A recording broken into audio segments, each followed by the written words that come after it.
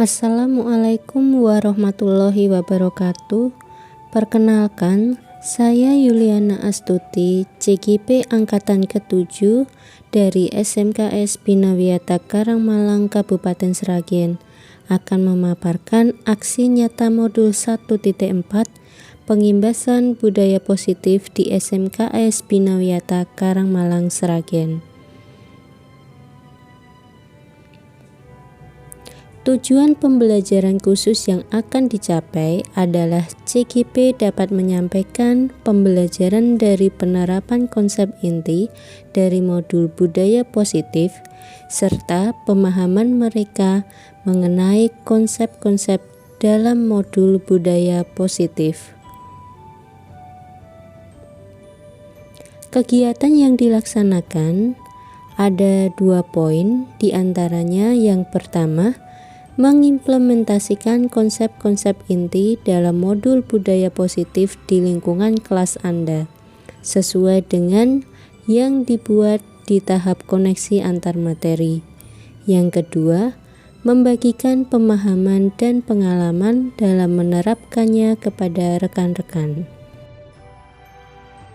Untuk kegiatan yang pertama, mengimplementasikan konsep-konsep inti dalam modul budaya positif di lingkungan kelas sesuai yang dibuat di tahap koneksi antar materi.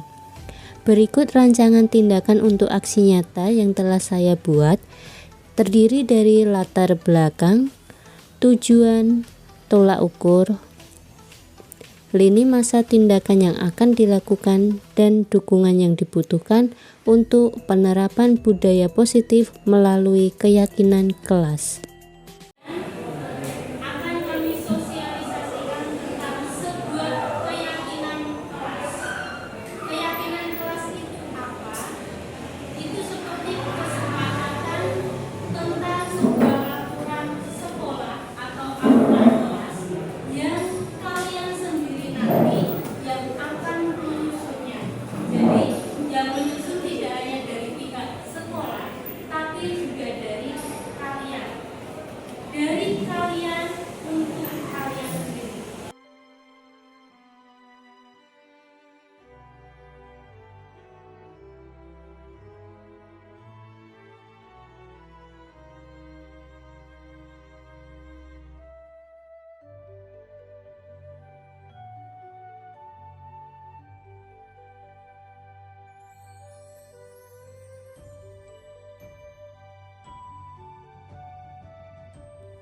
Kemudian untuk kegiatan yang kedua, membagikan pemahaman dan pengalaman dalam menerapkannya kepada rekan-rekan Anda.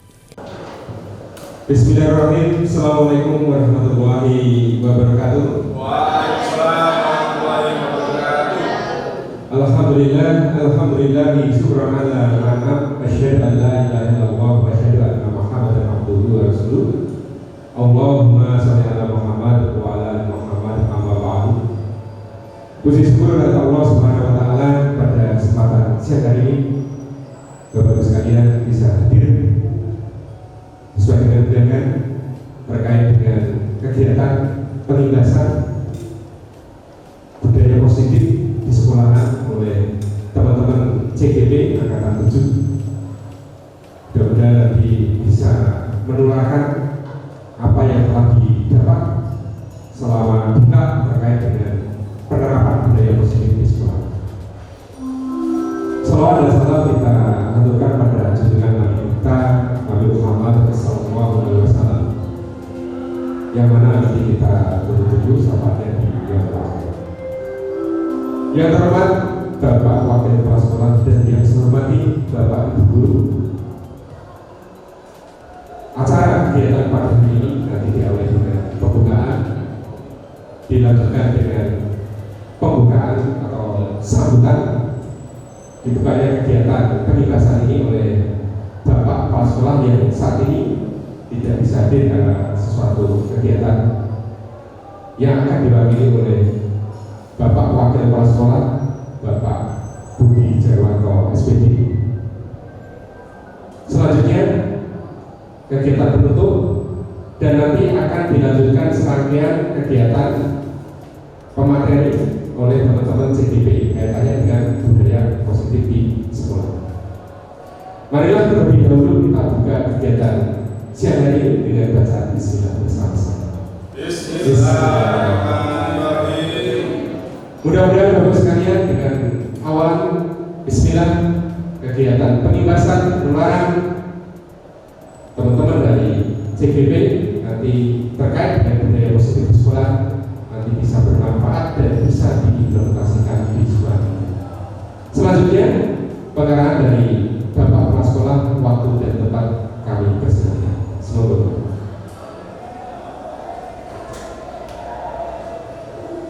Assalamualaikum warahmatullahi wabarakatuh. Salam sejahtera, salam sehat, dan salam semangat untuk kita sekalian.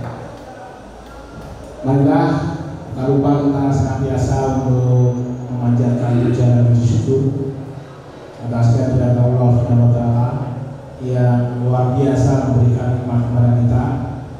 Hari ini kita diberikan kekuatan, kesehatan, dan pertolongannya sehingga kita bisa berkumpul bersama di ruang meeting ini dalam rangka pembukaan pengibasan budaya positif di SMK Bina Wiyata Karangmangan Sragen.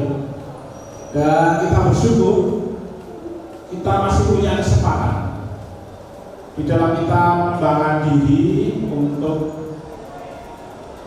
meningkatkan kualitas pendidikan di Indonesia, terkhusus di tempat kita di SMK Bina Wiyata Karangmangan Sragen. Bapak Ibu calon guru penggerak yang saya banggakan, terima kasih untuk semangatnya di dalam rangkaian kegiatan-kegiatan yang telah diikuti dan sampai pada tahap kita akan menularkan ilmu pengibasan di dalam budaya positif yang tentunya harapannya tidak hanya sekedar ilmu yang kita dapatkan, tetapi benar-benar bisa membangun kesadaran pada setiap rekan-rekan kita guru SMK Bina Wiyata untuk senantiasa mengembangkan budaya positif dan juga membangun kesadaran terhadap anak-anak kita untuk senantiasa melakukan budaya positif.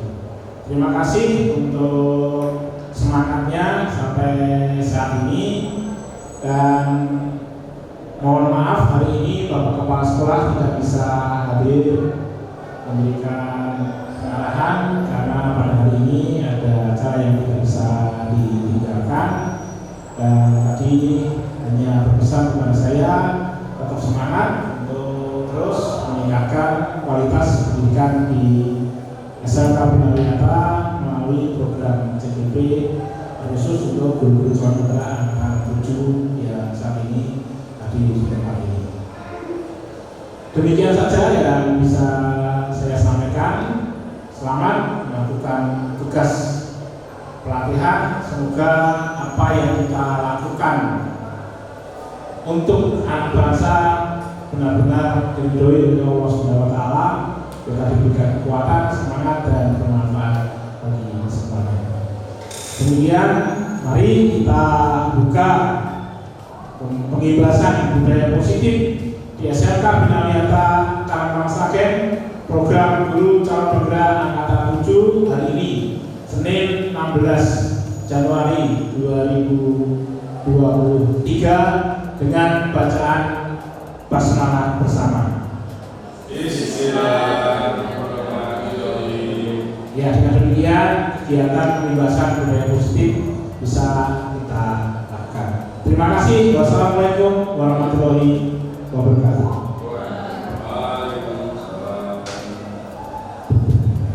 Terima kasih Bapak Budi selaku Wakil Kepala Sekolah yang telah membuka kegiatan pengibasan budaya positif di SMK Jakarta Sragen oleh Bapak Ibu CGP. Mudah-mudahan sekali lagi nanti bisa berjalan dengan lancar, dan intinya ya, goalnya adalah bagaimana nanti bisa diterapkan di sekolah kita dengan berkolaborasi dengan seluruh guru di SMK Bina Prasasti. Marilah kita tutup kegiatan pembukaan pengibasan CGP angkatan 7 ini dengan bacaan pembukaan bersama-sama. Alhamdulillah. Kurang lebihnya mohon maaf, billahi taufiq wal hidayah. Wassalamualaikum warahmatullahi wabarakatuh. Waalaikumsalam warahmatullahi wabarakatuh. Assalamualaikum warahmatullahi wabarakatuh. Sebelumnya saya ucapkan selamat datang dan terima kasih sudah berkenan untuk menghadiri kegiatan saya dalam bentuk pengibasan budaya positif. Di sini merupakan salah satu tugas kami sebagai CGP, di mana di dalam modul 1.4 kami mempelajari tentang budaya positif, di mana budaya positif ini sangat erat kaitannya dengan keseharian kita sebagai pendidik dan berhubungan langsung dengan peserta didik kita.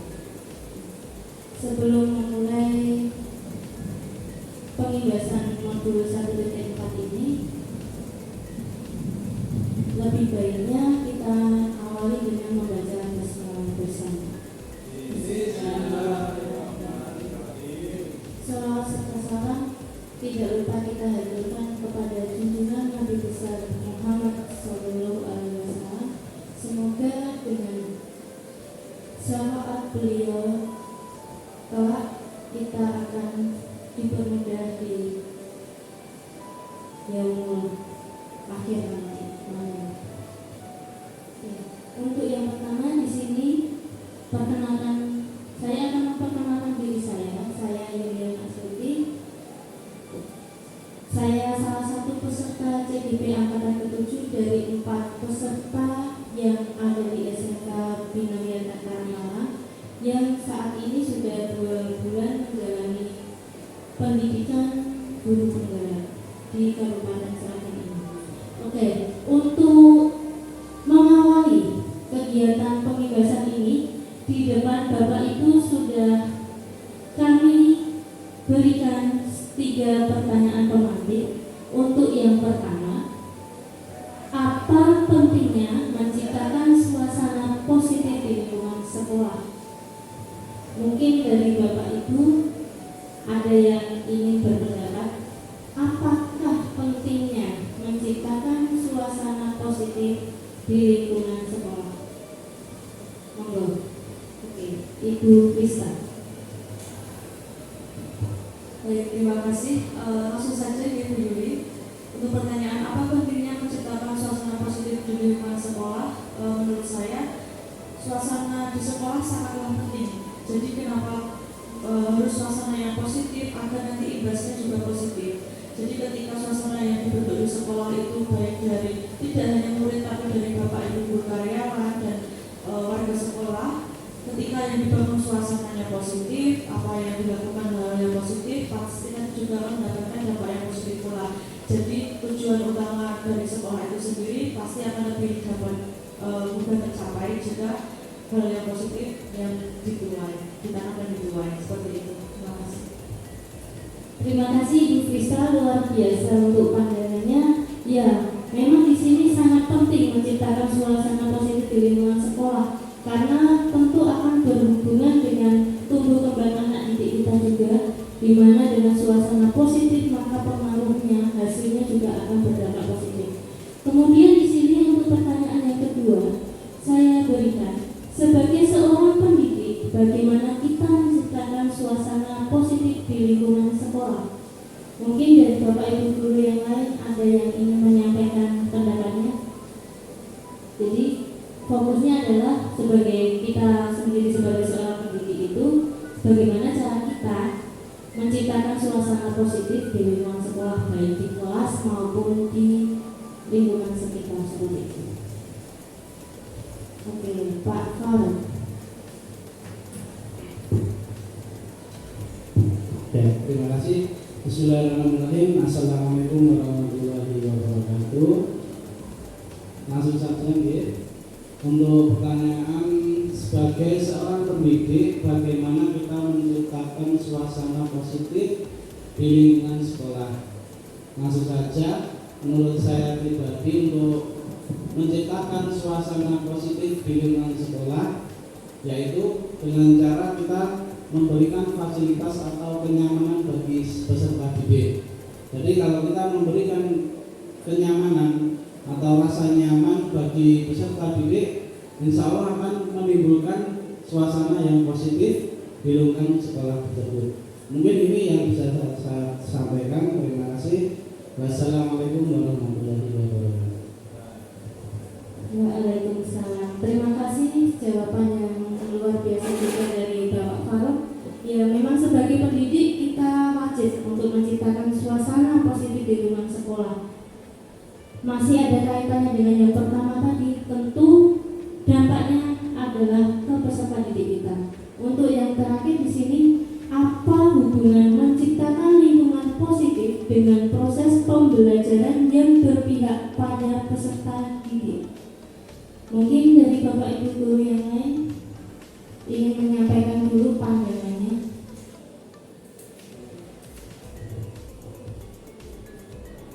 Monggo, mungkin Pak Gunawan ada yang ingin disampaikan. Terima kasih Ibu Yuli. Nomor 3 ya. Ini pertanyaan untuk saya atau saya mau buat pertanyaan?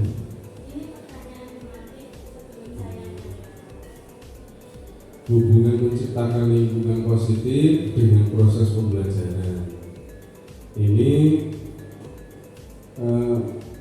saya beranggapan belajar itu kalau lingkungannya tidak positif sama saja bohong. Karena seperti kalau kita mau tidur kok tidak di tempat yang bisa untuk tidur, ya nggak bakalan tidur. Kalau kita mau berenang, kalau tidak di kolam renang, ya tidak bisa berenang. Itu lingkungan yang positif berhubungan dengan pembelajaran yang akan kita transferkan. Ini kan transfer ilmu kepada murid, jadi harus kondisinya harus positif, baik lingkungannya, suasananya, sarpas yang lain dan sebagainya. Itu pendapat saya Bu Yuli. Terima kasih. Terima kasih kepada Bapak Gunawan. Iya, ketiga pertanyaan pemantik ini masing-masing saling berkaitan dan sangat berkaitan erat. Kemudian, kenapa saya berikan pertanyaan pemantik? Untuk memancing pemikiran awal kita untuk memahami apa yang akan saya sampaikan di sini. Ternyata budaya positif itu sangat lekat. Kita bisa menjumpainya dalam keseharian, kita bisa menerapkannya dalam keseharian juga.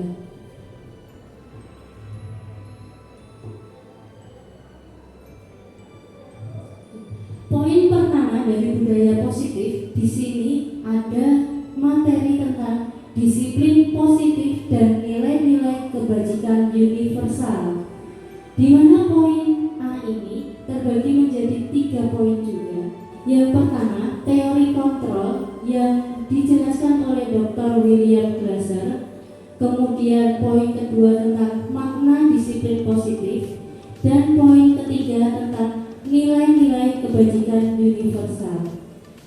Masing-masing poin akan saya jabarkan di sini. Oke, sebelum masuk ke arti inti dari poin ketiga poin di atas, di sini saya ada satu kegiatan yang dinamakan cobalah buka. Saya bacakan deskripsinya. Anda adalah A. Tugas Anda adalah mengepalkan salah satu tangan Anda. Coba Anda bayangkan bahwa Anda menyimpan sesuatu yang sangat berharga di dalam kepalan tangan Anda. Anda perlu menjaga benda tersebut sekuat tenaga Anda karena begitu pentingnya untuk kehidupan Anda. Tugas B atau rekan Anda di sini mencoba dengan segala cara untuk membuka kepalan tangan Anda. Teman Anda B boleh membujuk, menghardik, mengintimidasi, memarahi, menggoda, menggelitik, bahkan menawari Anda uang agar Anda bersedia membuka kepalan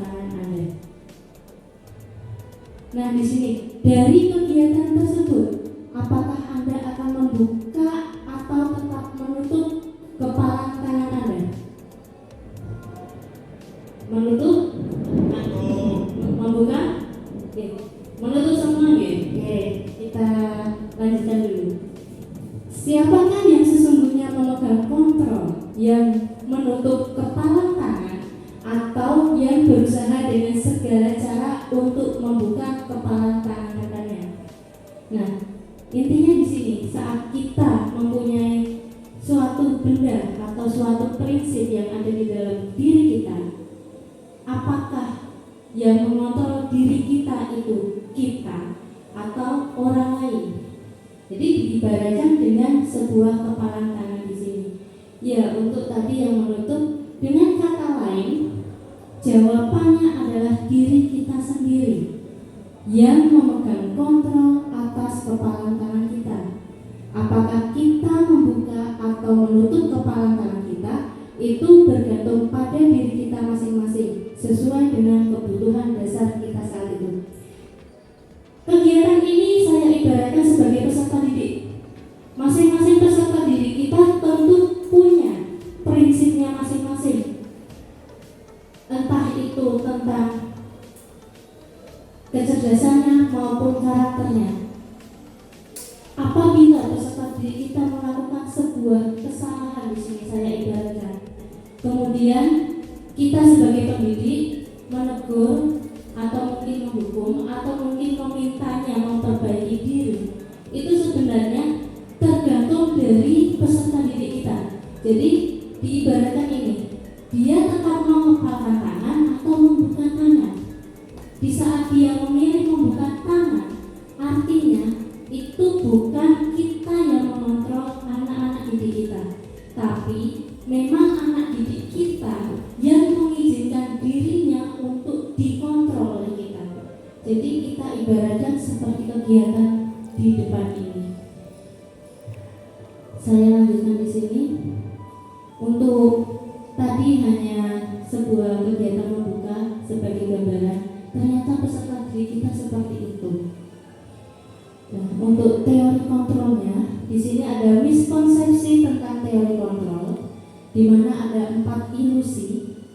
Ilusi guru mengontrol murid, ilusi bahwa semua penguatan positif, efektif dan bermanfaat, ilusi bahwa kritik dan membuat rasa bersalah mampu menguatkan karakter, dan ilusi bahwa orang dirasa berhak memaksa.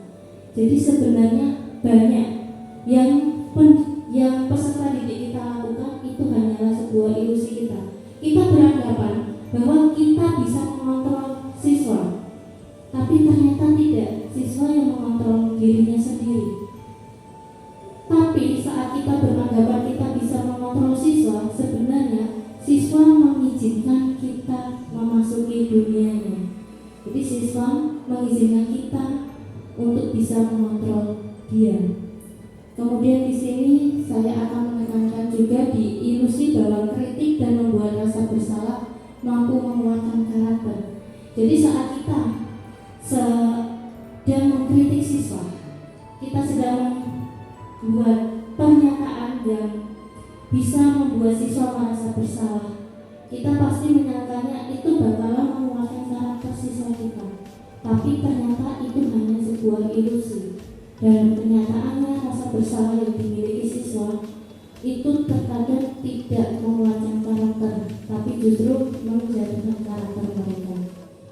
Jadi itu untuk teori kontrol. Yang kedua, makna disiplin positif. Untuk disiplin sendiri saya yakin sudah setiap hari kita dengar, setiap hari kita lontarkan ke siswa kita juga.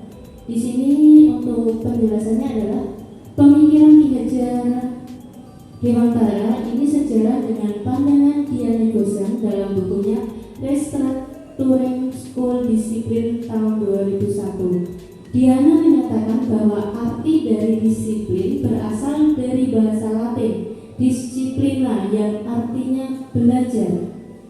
Kata disiplin juga berasal dari akar kata yang sama dengan disciple atau murid, atau bisa dikatakan pengikut. Jadi disiplin ini kita tekankan kepada murid atau peserta didik kita. Diana juga menyatakan bahwa arti asli dari kata disiplin ini juga berkonotasi dengan disiplin diri dari murid-murid Socrates dan Plato. Disiplin diri mempelajari bagaimana cara kita mengontrol diri.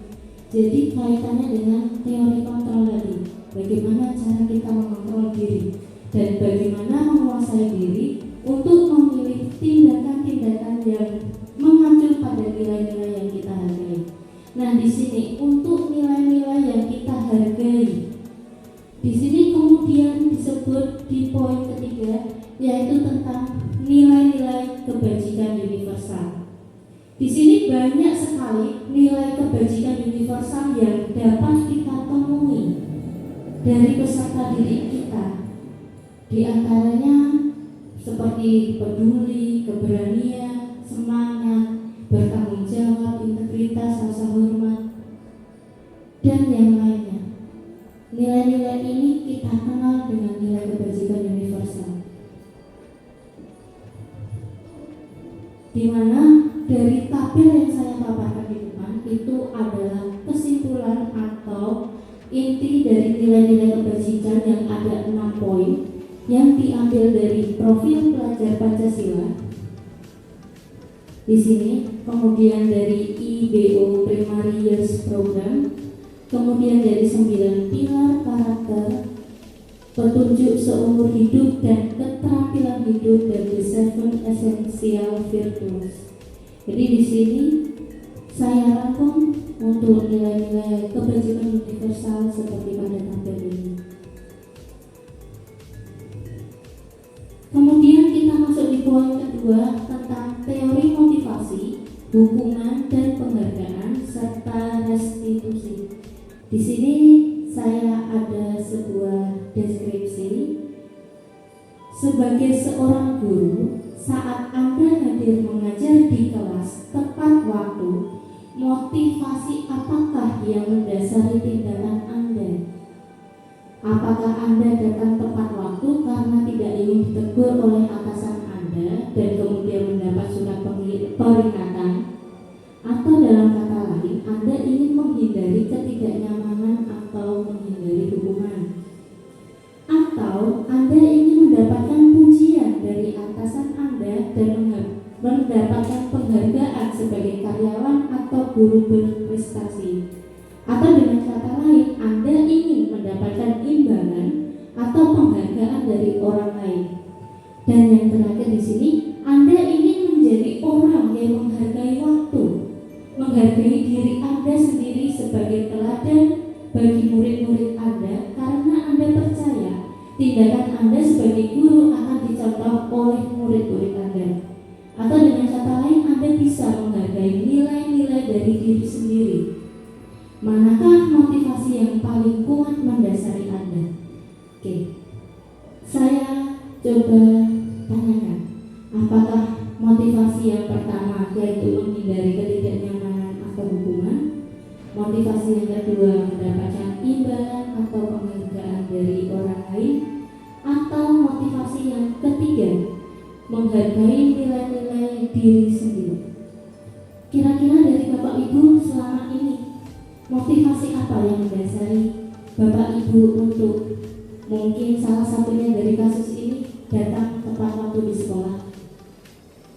Tentu pasti nilai menghargai nilai-nilai diri sendiri di situ. Kita tidak memungkiri itu. Tapi mungkin ada di antaranya ingin menghindari ketidaknyamanan, atau mungkin juga ada yang mengharapkan untuk mendapatkan imbalan dan penghargaan. Nah, di sini kita juga harus memahami diri kita sendiri sebelum kita memahami peserta didik kita. Nah, motivasi perilaku manusia dari kasus yang tadi saya simpulkan ada di sini. Yang paling mudah terkait tindakan kita itu pasti untuk menghindari ketidaknyamanan atau hukuman. Sedangkan yang sedang itu untuk mendapatkan imbalan atau penghargaan dari orang lain. Dan tingkatan yang paling sulit itu ada di poin untuk menjadi orang yang mereka inginkan dan menghargai diri sendiri dengan nilai-nilai yang mereka percaya. Oke, itu tentang motivasi perilaku manusia. Kemudian di sini ada perbedaan tentang hukuman, konsekuensi maupun restitusi. Oke, kita flashback. Selama ini kira-kira jika ada siswa kita yang bermasalah, kita seringnya itu menghukum mereka, memberikan konsekuensi, atau melaksanakan restitusi. Oke, kita mungkin terbiasa menghukum di sini. Ternyata ada perbedaan antara kaitannya hukuman, konsekuensi, dan restitusi. Saya contohkan di sini. Untuk kalimat tabel yang baris ketiga Z. Hukuman itu biasanya peraturannya adalah kamu harus. Jadi siswa harus mengikuti kita. Itu hukuman. Kalau konsekuensi biasanya kita tanyakan, apa peraturannya? Mampukah kamu melakukannya? Kita masih memberikan penawaran. Tapi kalau restitusi, di sini kita menanyakan dasarnya mereka. Kenapa mereka melakukan perbuatan seperti itu? Apa yang sebenarnya mereka yakini? Kemudian setelah mereka tahu, kita meneruskan apa yang bisa dilakukan untuk memperbaiki diri. Kemudian di sini juga saya contohkan dengan kalimat, awas kalau dilakukan lagi ya. Jadi seperti kita mengancam. Kemudian di sini kalau konsekuensi lakukan apa yang saya katakan. Kalau di restitusi, apakah hal ini sesungguhnya ini kamu lakukan? Dan hukuman biasanya bersifat tiba-tiba. Jadi tidak ada rencana. Tapi saat kita memberikan konsekuensi, biasanya konsekuensi ini sudah ada kesepakatan di awal. Sedangkan kalau restitusi ini adalah kerjasama dari pihak anak didik dan pihak guru. Nah di sini yang terakhir, hukuman itu biasanya hanya dibuat satu pihak, yaitu guru. Kemudian konsekuensi ini dibuat oleh guru dan murid. Sedangkan untuk restitusi dibuat oleh murid atau anak. Jadi restitusi ini benar-benar dari anak. Tapi tentu tidak lepas dari persetujuan kita, seperti itu, dari pendampingan kita. Nah, untuk poin ketiga kita masuk di keyakinan kelas. Keyakinan kelas mungkin ini hal baru atau terdengar baru oleh Bapak Ibu. Keyakinan kelas, kalau dalam keseharian kita kenalnya peraturan sekolah, peraturan kelas seperti itu. Tapi dari teori disiplin positif, kita lebih mengenalnya dengan keyakinan kelas. Pedoman pelaksanaan keyakinan kelas di sini ada 3 tahapan. Yang pertama, melibatkan peserta didik, hindari kata tidak boleh atau jangan. Disarankan menggunakan kata-kata positif. Jadi di sini benar-benar melibatkan peserta didik dalam menentukan sebuah keyakinan kelas. Kalau mungkin selama ini kita di sini kan peraturan sudah ada bahkan sebelum anak didik kita bergabung di SMK. Nah, kalau di budaya positif itu sebenarnya tidak bisa diberlakukan lagi. Untuk yang kedua, bahasanya jelas harus mudah dipahami. Dan kalau bisa dilengkapi dengan gambar, kalimatnya disusun secara ringkas, padat dan jelas. Kemudian yang ketiga, dibuat di setiap kelas dan dipajang agar terbaca, menandatangani kesepakatan bersama-sama. Ini keyakinan kelas ini sudah saya coba praktekkan di kelas saya. Nanti juga akan saya tampilkan di slide yang terakhir. Saya lanjutkan dulu. Poin keempat tentang kebutuhan dasar manusia. Setiap diri kita sebagai seorang pendidik maupun anak didik kita sebenarnya memiliki kebutuhan dasar. Di antaranya ada 5 kebutuhan dasar manusia. Yang pertama adalah kebutuhan untuk bertahan hidup. Yang kedua, kebutuhan cinta dan kasih sayang. Yang ketiga, mengharapkan sebuah kebebasan. Yang keempat, kesenangan. Dan yang kelima, kekuasaan. Saya lanjutkan lagi di poin kelima, restitusi untuk poin 5, posisi kontrol. Kita sebagai seorang pendidik itu sebenarnya memiliki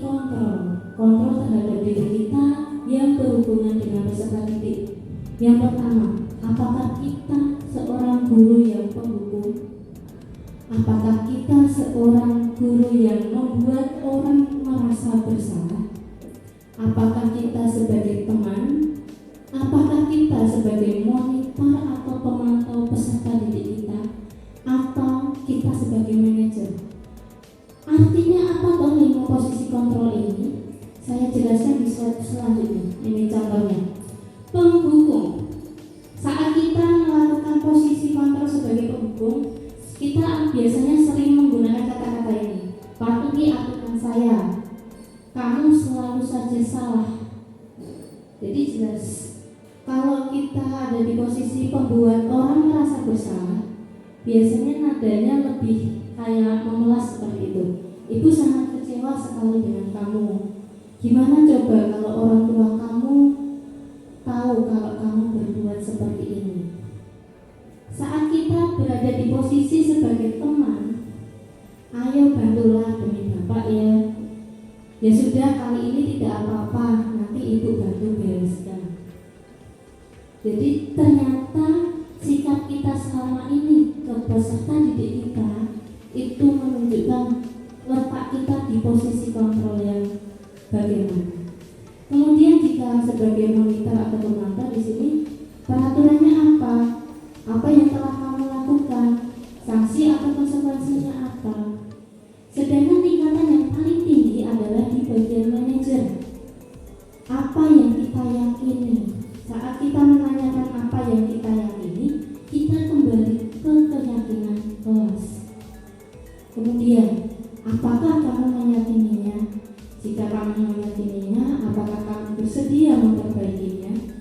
Jika kamu memperbaiki ini, hal ini menunjukkan apa tentang dirimu dan apa rencana kamu untuk memperbaiki hal ini, atau kalimat-kalimat yang serupa dengan ini. Ini hanya salah satu contoh kecil tentang posisi kontrol guru.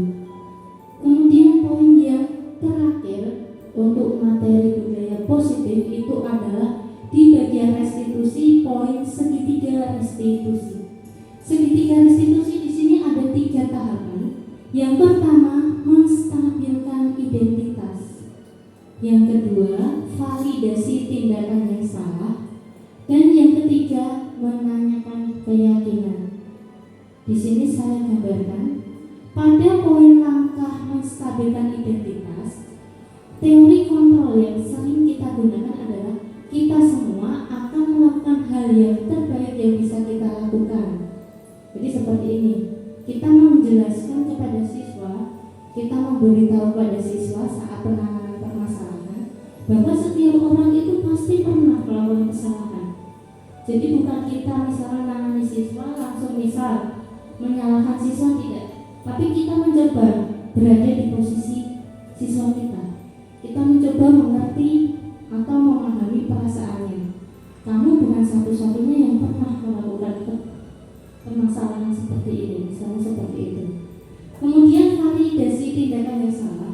Ini pasti semua perilaku itu memiliki suatu alasan. Jadi di sini kita tanyakan, kamu tentu punya alasan mengapa kamu seperti itu, atau ada cara yang lebih efektif untuk mendapatkan apa yang kamu butuhkan. Dan yang ketiga di poin menanyakan keyakinan, di sini kita semua itu memiliki motivasi internal. Nah, keyakinan kelas apa yang telah kita sepakati? Kamu ingin menjadi orang seperti apa? Contoh-contohnya seperti itu. Nah, konsep utama budaya positif dari pemaparan materi tadi saya simpulkan bahwa konsep utama budaya positif ini kita memahami tentang perubahan paradigma. Salah satunya yang kemarin dikenal dengan peraturan kelas, peraturan sekolah. Di sini kita ubah dengan keyakinan kelas, keyakinan sekolah, seperti itu. Kemudian yang kedua terkait disiplin positif dan motivasi. Yang ketiga terkait keyakinan kelas. Yang keempat pemenuhan kebutuhan dasar. Yang kelima posisi kontrol. Dan yang keenam restitusi. Di mana restitusi tadi terdiri dari 2, posisi kontrol ini juga masuk ke restitusi dan segitiga restitusi. Kemudian di sini contoh kasus atau permasalahan. Ibu Dani sedang menjelaskan pelajaran bahasa Inggris di papan tulis. Namun beliau memperhatikan bahwa Fajar malah tidur-tiduran dan tampak acuh tak acuh pada pelajarannya. Fajar, coba jawab pertanyaan nomor 3, maju ke depan dan kerjakan di papan tulis. Fajar pun tampak malas-malasan maju ke depan. Dan sesampainya di depan papan tulis pun Fajar hanya diam terpaku sambil memegang buku bahasa Inggrisnya dan memainkan spidol di tangannya. Ayo Fajar, makanya jangan tidur-tiduran. Lain kali perhatikan. Sudah sana duduk kembali. Kira-kira siapa yang bisa? Fajar pun kembali duduk di bangkunya. Hal seperti ini sudah sering kali terjadi pada Fajar. Seperti tidak memperhatikan, acuh tak acuh, dan nilai-nilainya pun tidak terlalu baik untuk pelajaran bahasa Inggris. Pada saat ditegur oleh Ibu Dani, Fajar hanya menjawab, tidak tahu Bu. Ibu Dani pun menjawab lirih, gimana kamu Fajar? Kamu tidak kasihan sama ibu ya? Ibu sudah capek-capek mengajarkan kamu, tidak kasihan sama ibu. Fajar pun dia membisu.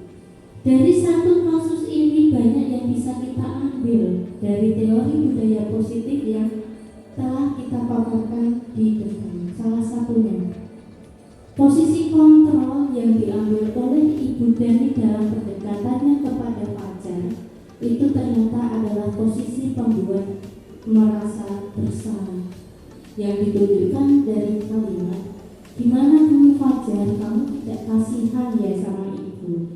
Ibu sudah capek-capek mengajarkan kamu. Kemudian membaca sikap Fajar, kira-kira kebutuhan apa yang diperlukan oleh Fajar. Ternyata kebutuhan yang diperlukan adalah kebebasan.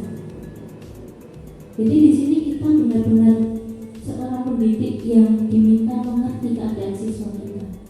Jadi ternyata dengan kasus seperti itu Fajar itu membutuhkan kebebasan yang ditunjukkan dari pernyataan Fajar tidur-tiduran dan angka acuh tak acuh. Kemudian kira-kira nilai kebajikan atau keyakinan sekolah apa yang dituju dalam kasus tersebut?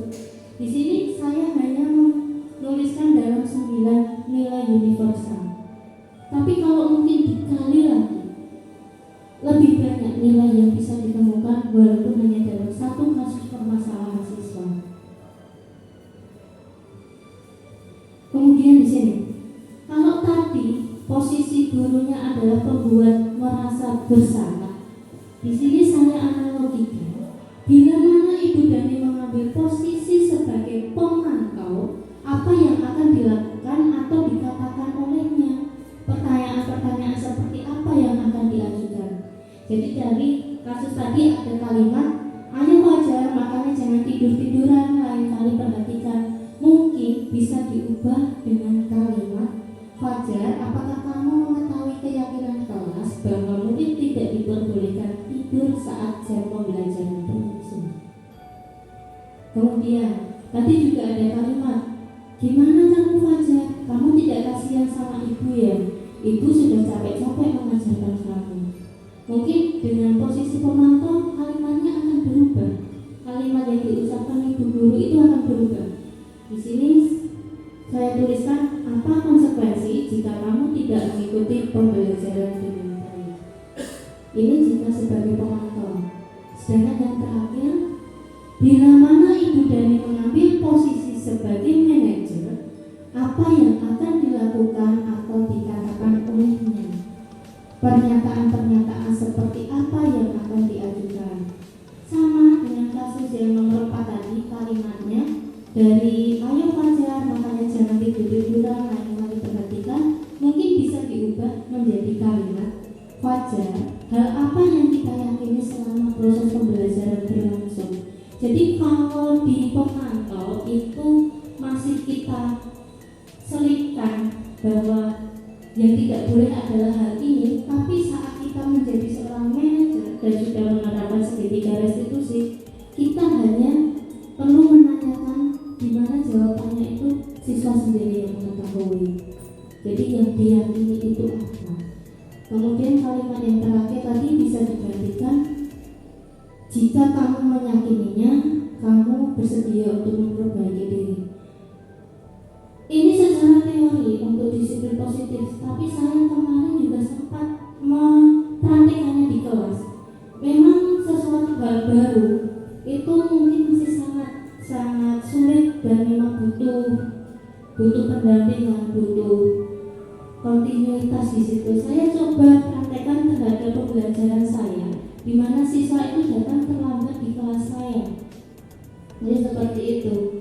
Ternyata saat saya mencoba dengan pertanyaan-pertanyaan seperti ini, mereka diam membisu. Jadi memang perlu banyak yang kita harus benahi di sini.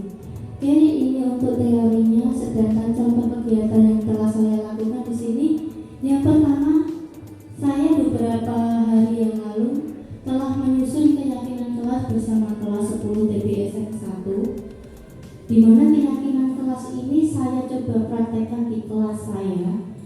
Jadi yang membuat keyakinan itu adalah siswa dari siswa. Saya di sini hanya mendampingi. Di sini saya menggunakan kertas yang warna-warni itu, namanya apa ya? Lupa. Black note. Apa itu? Ya, pokoknya itu. Ini saya bagikan. Kemudian di sini ini ada wakil ketuanya ini yang menuliskan sendiri di karton. Saya memang pakainya karton.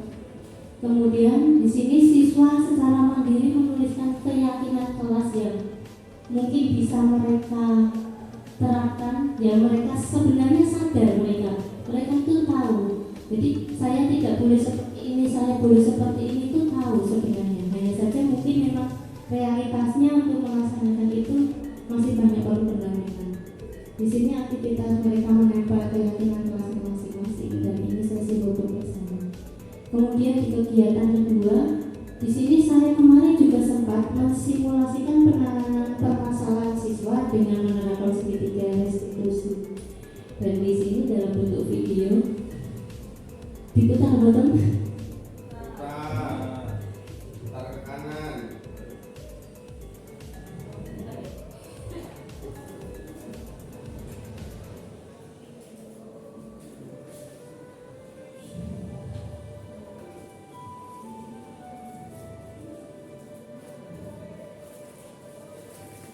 Monggo bisa pilih.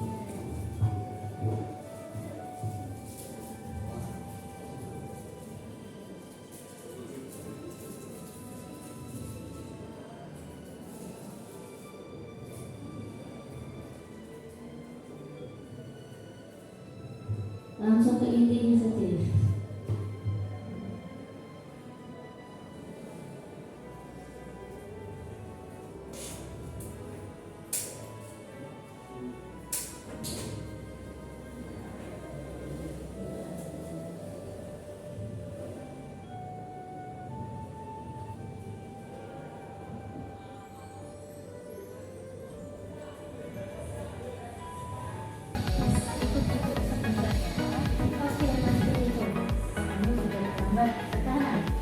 Selain terlambat itu kira-kira masalahnya menyadari nggak ada sesuatu yang keliru? Tahu Bu, Nggak tahu. Ini ya.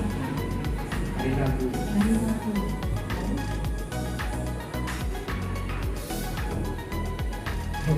Maaf Bu, tadi itu keburu-buru Bu, jadi nggak keingat kalau hari ini pakai baju biru.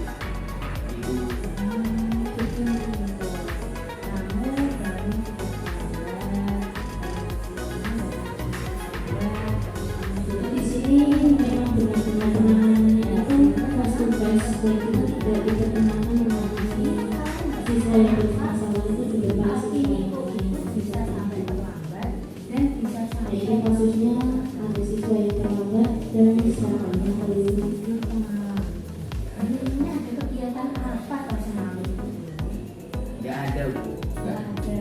Cuma Kita main game. terlambat yang bayar kesiangan di malam harinya bermungkin membutuhkan kesenangan, tetapi kamu harus mampu untuk mengatur waktu kamu sendiri. Di sini sebagai seorang guru hanya mengharapkan dari siswa menggali sendiri kesalahannya di mana, hal apa yang harus dia perbaiki. Waktu dan depan. kemudian guru hanya bertugas untuk mengamalkan keyakinan yang di siswa, keyakinan yang diiman siswa. Langkah apa kira-kira agar anak bisa mengatasi atau mungkin tidak salah berusaha mengurangi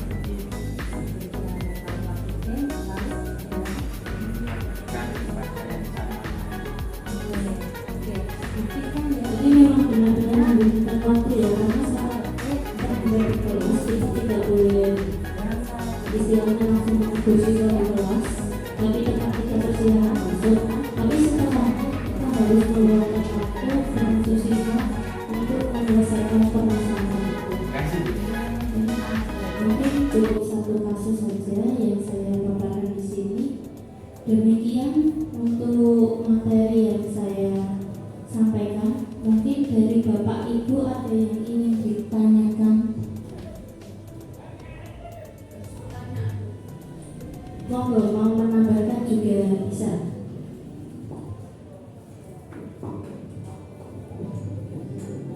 Baik, terima kasih. Melihat dari apa yang dipaparkan oleh Bu Yuli, saya jadi flashback saat masih kuliah dulu. Karena kurang lebih materinya itu sama-sama saat saya kuliah dulu. Terlebih untuk yang, karena saya kebetulan guru bimbingan dan konseling, di konseling sendiri ada yang namanya teknik client center. Jadi seperti yang Bu Yuli paparkan tadi, peserta didik itu dituntut untuk menggali dirinya sendiri. Jadi ketika ada satu siswa yang mengalami permasalahan, yang harus menggali permasalahannya ya dirinya sendiri, apa akibatnya nanti juga dirinya sendiri yang harus memaparkan, lalu konsekuensinya seperti apa juga dia harus tahu sendiri, bahkan jalan keluarnya pun harus siswa sendiri yang menentukan. Jadi seorang guru BK tidak memberikan jalan keluar, tapi kita membimbing siswa tersebut untuk dia dapat menemukan jalannya sendiri. Karena mungkin masing-masing siswa nanti juga jalan untuk menuntaskan masalahnya itu berbeda-beda. Jadi dari apa yang tadi budaya positif yang disampaikan oleh Bu Yuli, mengingatkan saya lagi mungkin beberapa waktu ini ketika menjadi guru BK ada beberapa yang mungkin kelewatan atau terlupa yang seharusnya bagaimana dilakukan. Gitu Bu Yuli, terima kasih. Terima kasih kepada Ibu Krista yang mungkin untuk guru BK dalam kasus penerapan penanganan siswa memang sudah ada pembelajarannya sebelum menempati posisi guru BK. Tapi benar, kami sebagai guru yang guru mata pelajaran khususnya itu terkadang memang materi seperti ini juga baru bagi kami. Jadi kami belum mengenal bagaimana penanganan siswa yang kami lakukan. Mungkin yaitu saat pertama saya jadi guru dulu, saya mungkin langsung menegurnya di kelas, memperingatkannya di kelas, atau bahkan sampai menghukum di kelas, dilihat dengan teman-teman.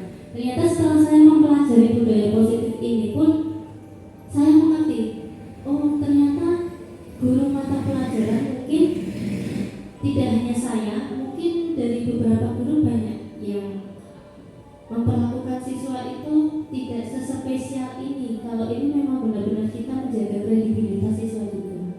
Mungkin itu. Terima kasih sekali lagi kepada Bu Krista. Monggo kepada Bapak Ibu guru yang lain, mungkin ada yang mau ditanyakan atau ditambahkan.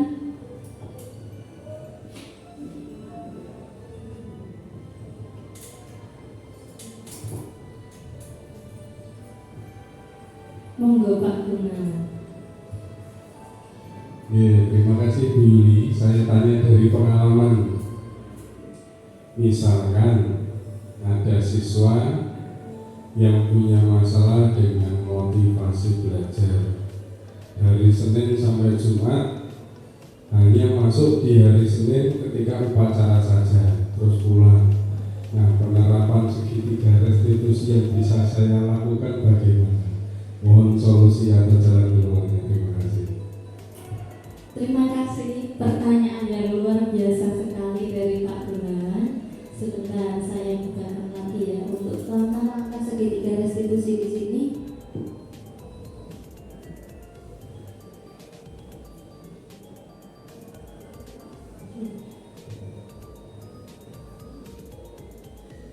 Oke, langkah yang pertama di langkah menstabilkan identitas, tentu kita di sini akan memanggil siswa. Jadi saat siswa kita masuk, kan dari pernyataannya Pak Gunawan tadi, Pak Gun, siswa hanya masuk saat upacara, kemudian setelah itu sampai hari terakhir di minggu itu tidak pernah masuk. Nah, saat siswa masuk itu bisa langsung kita temui, kita ajak berbincang, kemudian kita gali, kita cari tahu dulu alasannya seperti apa. Jadi mungkin juga kita memberikan gambaran ke siswa bahwa yang mengalami seperti itu tidak hanya siswa itu, kita bisa mencontohkannya. Nah, dari itu kita tidak seperti menjudge siswa langsung, pasti karena kita tahu pasti siswa itu punya alasan, dan kita berikan siswa itu kesempatan apa? Kesempatan untuk mengutarakan alasannya terlebih dahulu. Apakah alasan itu bisa diterima atau apakah alasan itu hanya dibuat-buat oleh siswa. Jadi saat alasan itu nanti bisa kita terima, kemudian kita arahkan kembali ke keyakinan kelas atau ke nilai-nilai kebajikan. Kita minta siswa sendiri yang menggali dirinya, apa yang harus dia perbaiki. Tapi semisal siswa ternyata tidak bisa kita temui setelah upacara, ya memang lebih banyak kita lakukan home visit. Bagaimana kita bisa bertemu dengan siswa, bisa mengkomunikasikan dengan siswa. Karena tanpa mengkomunikasikan dengan siswa, tidak akan pernah ketemu jalan terbaik nyata untuk memecahkan permasalahan. Itu mungkin dari pertanyaan Pak Gunawan saya jawab seperti itu. Bagaimana? Sudah cukup puas atau belum? Ya sudah, karena kalau anak tidak pernah masuk kan kemungkinan dia bisa di rumah, kemungkinan juga tidak di rumah karena pasti tidak di sekolah. Kalau home visit kan berarti kita memberitahukan bahwa siswa ini tidak pernah di sekolah. Jangan-jangan anak ini di sawah atau di mana. Dan home visit salah satu solusi yang baik dan yang disampaikan Bu Yuli tadi. Bisa saja kita coba. Nanti kalau berhasil kan hampir semua siswa Bina Wiata berhasil, tidak ada yang tidak pernah masuk. Terima kasih. Saya kembali. Terima kasih untuk pertanyaannya. Oke, itu mungkin ada lagi. Oh, masih ada dari Pak Faruk mau. Ya, terima kasih Yuli. Langsung saja untuk segitiga restitusi. Nah, apakah untuk segitiga restitusi ini bisa diterapkan ke dalam iman, keyakinan, ya? Berhubungan saya guru agama, ya di setiap pembelajaran saya, ya di kelas 11 PP 5 itu ada siswa yang non Islam. Ketika pembelajaran agama Islam, dia tidak mau keluar dari kelas. Ketika saya tanya, apakah kamu siap masuk Islam? Jawabnya ya juga belum. Tapi dia juga belum berkeinginan atau belum memiliki alasan mengapa tidak mau keluar. Tapi tetap ikut pelajaran agama. Nah, untuk solusinya gimana ini? Terima kasih. Terima kasih kepada Pak Faruk. Kaitannya dengan pembelajaran agama, ada siswa non Islam tapi saat pembelajaran agama Islam tetap berada di situ. Sudah pernah ditanyakan alasannya? Ya, sudah. Pak Faruk saat menanyakan alasannya itu posisi Pak Faruk sendiri bertanya di mana? Coba gini Bapak, coba Pak Faruk ajak siswa itu ke ruangan atau setidaknya bisa berkomunikasi berdua. Karena mungkin saat di kelas, kalau jenengan sudah menanyakan alasannya berarti jenengan sudah menerapkan restitusi untuk langkah kedua. Tapi mungkin karena di situ banyak teman-temannya, jadi siswa juga kurang leluasa untuk mengutarakan pendapatnya seperti itu. Jadi mungkin dari situ jenengan ajak dulu ke suatu ruangan atau mungkin keluar kelas ngobrol berdua. Dari situ biasanya siswa lebih terbuka karena